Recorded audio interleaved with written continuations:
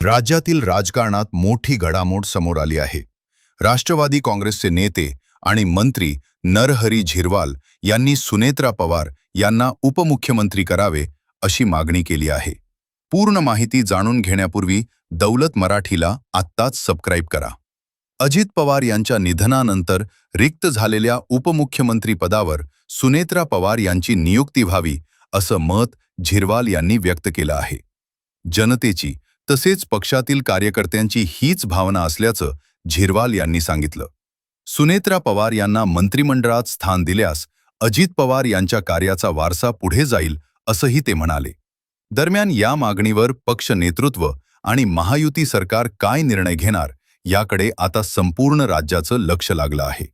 अशाच ताज्या, विश्वासार्ह आणि झटपट बातम्यांसाठी दौलत मराठीला सबस्क्राईब करा आणि व्हिडिओ लाईक व शेअर करायला विसरू नका.